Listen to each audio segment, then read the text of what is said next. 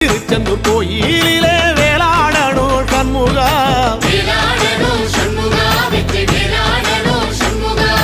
பிள்ளை ஆண்டான் பிள்ளை என வரம் கொடுக்கணும் சண்முகா,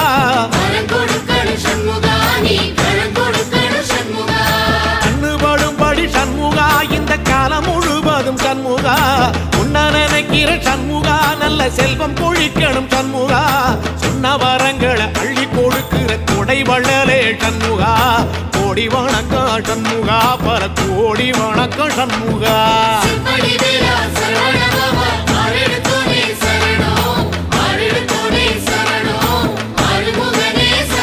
ஐயா மருதமர சத்தியமாகும் அறுபடைய சண்முகா,